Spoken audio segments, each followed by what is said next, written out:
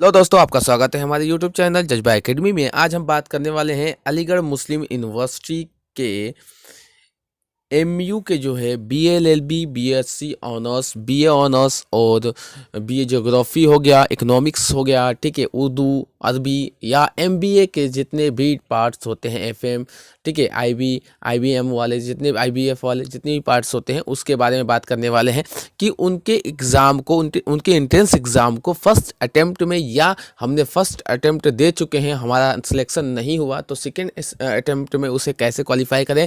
चाहे वो स्कूली बच्चा हो, चाहे वो डिप्लोमा वाला हो, चाहे वो टेक्निकल ब्रांच से आता हो, चाहे वो बैचलर से आता हो, चाहे वो बैचलर साइंस से आता हो, या मार्केटिंग से हो, या एमबीए हो, जो भी हो, अकाउंट्स वाले पार्ट से आता हो, कोई भी ऐसा स्टूडेंट जो एग्ज़ाम जामिया में दे रहा है, लॉ वाले स्टूडेंट जो भी हैं, उनको भी जो है पर्सनली मैं इनको एडवाइस देना चाहता हूँ कि आपको एग्ज़ाम निकालने के लिए क्या क्या रूल फॉलो करना पड़ता है। ठीक है, पहली बात यह है कि जो बच्चे दे चुके हैं उनके लिए अलग रूल है, जो बच्चे पहली बार देने वाले हैं उनके लिए अलग रूल मैं देने वाला हूं। तो अब हम पहली बात ये करेंगे कि जो बच्चे दे चुके हैं एग्जाम को, तो उनको क्या है, सिलेबस का तो अनुभव हो गया होगा, लेकिन सिलेबस का अनुभव बस हुआ है उनको, और जो सारी ऊपर ऊपर चीज़ें हैं उनको बस पता चला है कि सिलेबस ये है, ये चीज़ आता है, लेकिन उन्होंने पढ़ा नहीं है ढंग से। ठीक है, कि उनको क्या चीज़ फॉलो करना चाहिए, क्या क्या बुक्स लेना चाहिए, वो सब कोई भी चीज़ उन्होंने फॉलो नहीं किया है। ये आप बात अपने दिमाग में रख लीजिए। ठीक है, हम लोग बात करते हैं कि हम लोगों को कैसे तैयारी अब करना है। तो हम लोग सारे अटेम्प्ट को एक साथ ले लेते हैं, first attempt and second attempt दोनों को हम लोग क्या करते हैं, साथ में ले लेते हैं कि उनके लिए एक रूल बना लेते हैं जो सब लोग फॉलो करेंगे उसको। ठीक है, तो पहली बात हम लोग कर लेते हैं कि हम लोगों को क्या करना है कि जो भी बच्चा अलीगढ़ का एग्ज़ाम दे रहा है, वो इंट्रेंस एग्ज़ाम दे रहा है, तो उसको क्या करना है कि सबसे पहला रूल ये है कि उसको टाइम टेबल अपना जो जो एवरीडे का काम है, ठीक है, उसको उसी में जो है इन्वॉल्व करना है कि ये चीज़ मैं कर रहा हूँ। सुबह में इतने बजे मैं उठता हूँ, इतने बजे से इतने बजे मैं काम करता हूँ, ये काम करता हूँ। ठीक है, उन बच्चों के लिए मैं बताना चाहता हूँ। ठीक है, पहला चीज़ आपको ये करना है कि सबसे पहले सिलेबस निकालना है। क्या निकालना है? पहला आपका है सिलेबस, दूसरा क्या है, उसका प्रीवियस पेपर। ठीक है, तीसरा क्या है कि उसका जो जो जो इम्पोर्टेंट जो है मार्क्स की, मतलब कि कितना मार्क्स कितने सिलेबस से आ रहा है। जैसे मान लीजिए, मैं आपको डीपली समझा देता हूँ कि जैसे हमने सिलेबस निकाला, पहला चीज़ हम सिलेबस को लेकर चलते हैं। सिलेबस में हम दो पार्ट को डिवाइड करेंगे।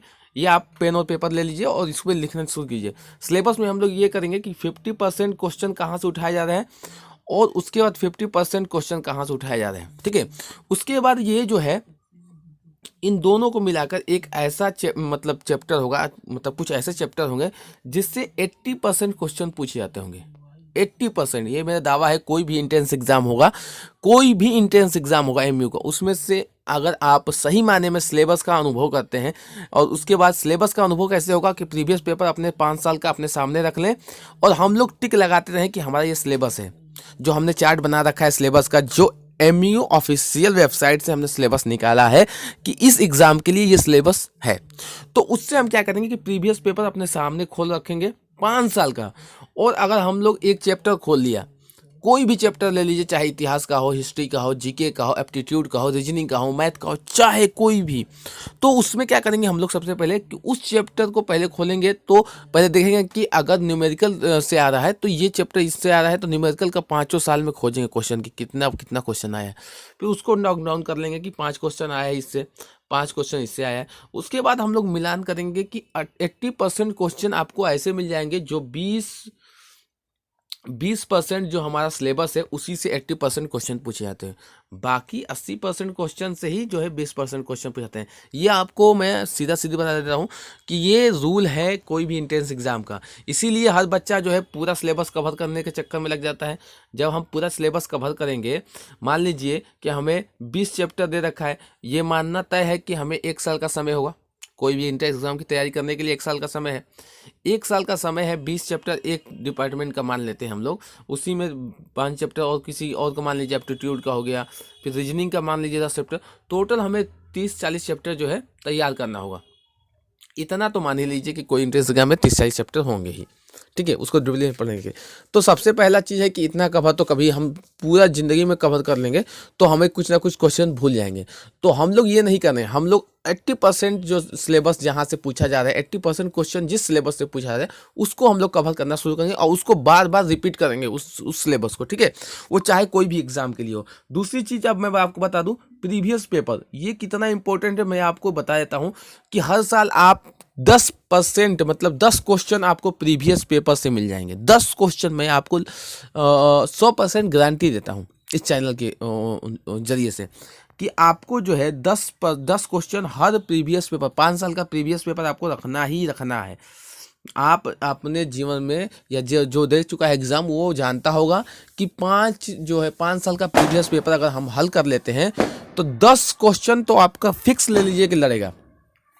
और उसके बाद जब हम प्रीवियस पेपर को हल कर लेते हैं तो हमें अनुभव हो जाता है किसका, सिलेबस का, कि कहाँ से कितने मार्क्स का क्वेश्चन पूछा जा रहा है। अगर 100 मार्क्स का क्वेश्चन पेपर आ रहा है तो मैं आपको गारंटी देता हूँ कि 70 मार्क्स का क्वेश्चन जो है आपके 20% सिलेबस से ही आता है। बाकी आपको गुमराह करने के लिए एग्जामिनर ने रखा है। अगर आपका सिलेबस कम कर देगा तो आप सब बच्चे नहीं हो जाएंगे। तो मतलब ये छांटने की प्रक्रिया है, ये लेने की प्रक्रिया नहीं दी जाती है कि आप ये सोच रहे हैं कि एंट्रेंस एग्जाम में अगर 200 बच्चे को लेना है और वहाँ 10,000 बच्चे भेज रहे हैं तो जब हम परसेंटेज वहाँ लगा देंगे कि 90% जो परसेंट पाया होगा वही बच्चे सिलेक्शन उसका होगा, तो ये क्या मतलब लेने का प्रक्रिया आप समझते हैं? या मतलब आप ये सोच रहे हैं कि आपका मतलब जो संस्था है वो ये 90% ये देख रखी कि काबिल बच्चे आएंगे? नहीं आएंगे काबिल बच्चे, 90% तो ऐसे ही मतलब बच्चे उठा लेते हैं घर बैठ के, ठीक है। तो ये प्रक्रिया जो है लेने का नहीं है, ये प्रक्रिया है जो स्टूडेंट को छांटना का है। फिर उसके बाद दे देता है कि आपका जो है इंटरव्यू होगा। अब क्या है, एंट्रेंस एग्जाम होगा आपका, ठीक है। उसके बाद उसमें कुछ बच्चे को छांट देंगे, फिर उसके बाद इंटरव्यू होगा, उसमें कुछ बच्चों को छांट देंगे। जब लेने की प्रक्रिया होती तो एंट्रेंस एग्जाम के बाद जितने बच्चे आते हैं उनको सबको भाई एडमिशन दो। लेने का नहीं है, सबको छांट के उन बच्चों को लेना है जो स्मार्ट वर्क करते हैं, हार्ड वर्क के साथ स्मार्ट वर्क करते हैं। सिर्फ हार्ड वर्क से कुछ नहीं होगा। आपको ये पता हो कि एग्जामिनर क्या पूछना चाहता है, वो जब हमें पता चल जाएगा तो हम जो है एग्जाम क्वालिफाई कर लेंगे। तीसरा चीज़ मैं आपको बता दूं कि आपका जो है हर वीक का जो है मॉक टेस्ट बहुत ही ज़रूरी है, बहुत ही ज़रूरी है। आप इतना समझ लीजिए कि ये एग्ज़ाम का एक अहम पार्ट है, ठीक है। अहम पार्ट मतलब सबसे मेन पार्ट है यही। एग्ज़ाम का सबसे मेन पार्ट क्या है, यही है, समझ लीजिए। एग्ज़ाम आपको निकालना है तो आपको हर वीक मॉक टेस्ट देना होगा। मॉक टेस्ट देने का तरीका क्या होता है, लोग तो कहते हैं, मैं ये कहूँगा आपसे कि जो आप कवर कर रहे हैं एक दिन में, एक हफ्ता में जितना आपने पढ़ा है, चाहे 10 पेज हो, 20 पेज हो, 4 पेज हो, 2 पेज हो, उसी का जो है जितना आपके दिमाग से क्वेश्चन बन जाता है। देखो एग्जामिनर का दिमाग आप ही की तरह है, बच्चे की तरह है, ठीक है। वो बच्चे की तरह क्वेश्चन पूछता है, बेसिक चीज़ें पूछता है। हम लोग क्या करते हैं, खूब हार्ड पढ़ते हैं भाई कि हार्ड पढ़ लो, एग्जाम एकदम हार्ड पूछा जाएगा। कुछ नहीं, बेसिक पूछा जाता है, बेसिक कंसेप्ट होता है। हम लोग को ये पता हो जाए कि बेसिक कंसेप्ट पे अगर एग्जामिनर वो पूछता है तो हर बच्चा क्वालिफाई कर लेगा। लेकिन हम लोगों को तो पता होता है, अगर हम लोगों को 2 महीना पहले पेपर दे दिया जाए हाथ में, तो जो मैं आपको देता हूँ कि 100% बच्चों को दे दिया जाए, 100 स्टूडेंट को हमने पेपर दे दिया 2 महीना पहले, तो मैं आपको लिख के देता हूँ कि 20 स्टूडेंट ही जो है टॉप कर पाएंगे, बाकी सब आधा फेल होंगे, आधा घींच घाच के पास होंगे। मैं लिख के देता हूँ। कोई भी बच्चा अभी जो मतलब पढ़ रहा है उसको पता है कि एग्ज़ाम से 2 दिन पहले तो हम लोग क्या करते हैं कि एग्ज़ाम की तैयारी शुरू करते हैं। एग्ज़ाम से 2 दिन पहले हम लोग क्या करते हैं कि एग्ज़ाम की तैयारी शुरू करते हैं। अरे भाई आज पढ़ लीजिए, ये 2 दिन में कोई एग्ज़ाम क्वालिफाई कर पाएगा? नहीं कर पाएगा। तो इसलिए मैं कहता हूँ। और चौथी चीज़ ये हो गई कि आपका जो है मॉडल टेस्ट पेपर, आप क्या करिए, मॉडल पेपर हर महीने मॉडल पेपर, हर वीक नहीं देना है। मॉडल पेपर आप एक ले लीजिए, या प्रीवियस पेपर को ही 20 साल का प्रीवियस पेपर निकाल लीजिए। अगर आपके पास मॉडल पेपर नहीं मिल रहा है, तो अगर इस चैनल पे आप मतलब रहते हैं तो आपको मॉडल पेपर हम लोग जो है उपलब्ध करा देंगे, ठीक है। तो अगर ये आपको मॉडल पेपर नहीं मिल पाता है तो आप क्या करें कि अपने घर में कोई भी बड़ा हो जो पढ़ा लिखा हो, उससे अपना जो है जितना भी आपने पढ़ा है उसके हिसाब से जो है उसका जो अभ्यास जो होता है, क्वेश्चन बैंक होता है, उससे आप क्वेश्चन बनवाइए, नहीं तो प्रीवियस पेपर ले लीजिए, ठीक है। तो ये 4 जो चीज़ें हैं आप जब फॉलो करेंगे तो आपका एंट्रेंस एग्ज़ाम जो है निकलने से कोई नहीं रोक सकता, कोई नहीं रोक सकता। लेकिन बशर्ते ये है कि आप कम से कम 7 महीने पहले एग्ज़ाम को शुरू कर दीजिए तैयारी। अगर एग्ज़ाम से 2 दिन पहले या 1 रात पहले आप तैयारी शुरू करेंगे, आप ये सोचते हैं कि मैं तुक्का मार के पास हो जाऊँगा, ए का ए, बी का बी, सी का सी, तो आप कोई भी एग्ज़ाम क्वालिफाई नहीं कर सकते हैं, ये जान लीजिए। कोई भी एग्ज़ाम या कोई भी चीज़ अगर किसी को मिला है तो वो सिर्फ हार्ड वर्क और स्मार्ट वर्क।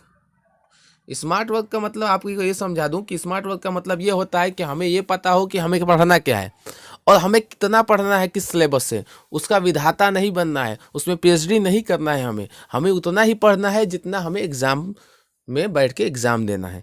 हमें ये नहीं करना है कि एकदम घुस गए हैं बाबर के कथाओं में, तो बाबर के ये उसने वो खाया था, बाबर ने ये जवानी में, वो बुढ़ापा में ये सब नहीं करना है। हमें बस सिर्फ बाबर की जो उसने राजनीतिक और व्यवस्थित सब जो प्रणाली अपनाई थी, जो सिस्टम अपनाया था, पॉलिटिकल हो, ठीक है, और या आर्ट कल्चर से जो भी उसने बनवाया, जो भी उसने चीज़ें अपनाई, युद्ध नीति जो भी है, तो उसको हम लोग पढ़ेंगे। और उसके मतलब उसके बाद कौन राजा बना, वो मतलब वो चीज़ पढ़ेंगे, डेंसिटी उसके बारे में।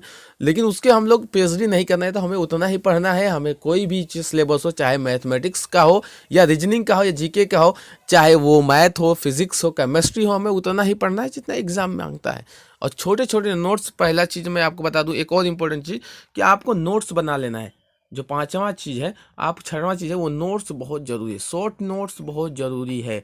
जब हम रिवीजन करते हैं एग्ज़ाम के समय, तो ये बहुत लाभदायक होता है। मतलब कम समय में हम पूरे पूरे जो सिलेबस पढ़े होते हैं उसको हम कवर कर लेते हैं। 7वां चीज़ मैं आपको ये बता देता हूँ कि आप एक ऐसा बुक खरीद लीजिए जो एनसीईआरटी, मैं कहूँगा कि आप एनसीईआरटी का, जो आप अगर इंटर लेवल की तैयारी कर रहे हैं तो आप एनसीईआरटी ही ज़्यादा मतलब फोकस करें। और एनसीईआरटी की एक बुक, एक केमिस्ट्री की बुक लेना है तो एक केमिस्ट्री की एनसीईआरटी बुक ले ली, बाकी और कोई बुक नहीं पढ़ना है। एक ही बुक को 10 बार 20 बार रिपीट करेंगे, लेकिन दूसरी बुक को और नहीं रिपीट करेंगे। तो ये आपको ध्यान देना है। अगर आपको ये वीडियो अच्छी लगी हो तो कृपया करो यार, शेयर करो, लाइक करो एंड सब्सक्राइब करना मत भूलना। और बाकी वीडियो आती रहेंगी जो आपकी एग्ज़ाम के लिए हो, हाल में किस तरह से बैठना है, एडमिट कार्ड कैसे निकालना है, और एग्ज़ाम की दो महीने पहले तैयारी कैसे की जाती है, ये भी मैं एक वीडियो बनाने वाला हूँ। तो आप इस चैनल में बने रहो। ओके दोस्तों, थैंक यू।